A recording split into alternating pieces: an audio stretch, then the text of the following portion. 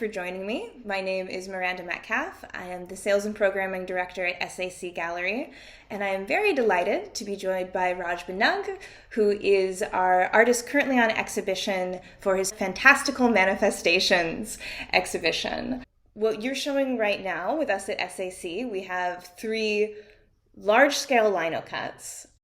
All of them are kind of addressing the war on drugs, which is something that I think people really associate with America, that America kind of maybe spearheads, but of course is actually a global phenomenon.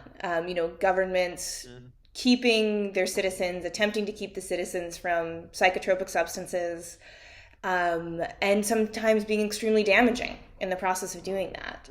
So what kind of inspired you to take on the series, and why linocuts as the medium in which to do that?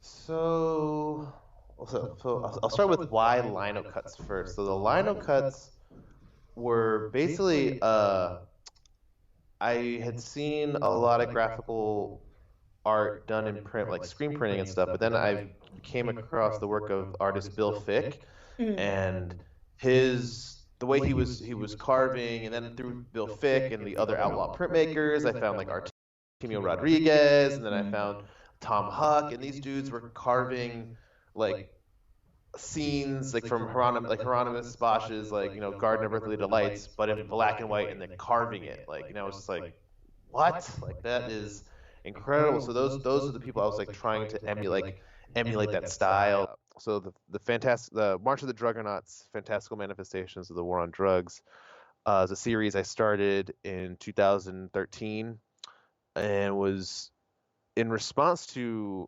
really just growing up in America and seeing the effect of drugs that has had on my friends and family, and just in our culture. It's like our culture. We have celebrities who die from various substances. You have politicians. You have, and it's just like so a part of our culture, and it's so demonized. And so and that's what I thought about, growing up as a kid, being obsessed with like monsters, mythology, and things like Godzilla.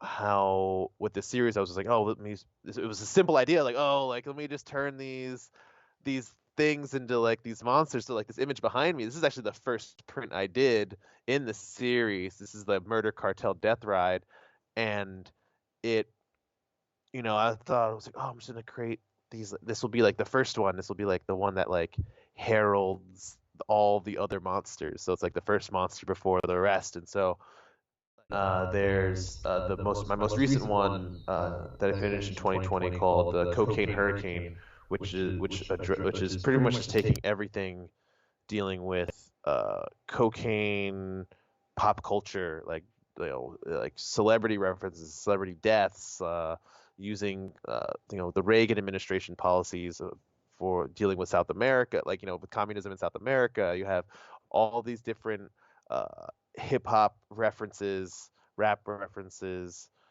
rappers just kind of like blended into this battle. What was supposed to be, when I originally drew it, was supposed to be like I was using the coast of Miami, like Miami Beach, as like that's supposed to be like the coast, but when I printed it, it flipped. So then it kind of became like a West Coast thing, but it's like, it works either way. But in my mind, when I was originally drawing this thing, it was supposed to be like this like Miami coast beach party where this cocaine hurricane, which is supposed to be like Pablo Escobar's like rolling onto the coast of America.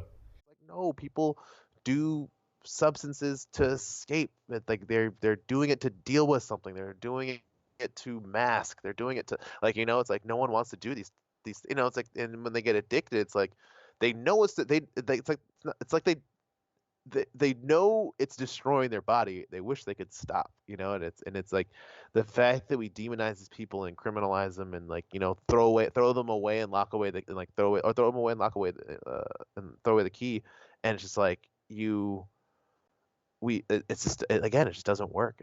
I don't know. It's like one thing. Like I was having a talk.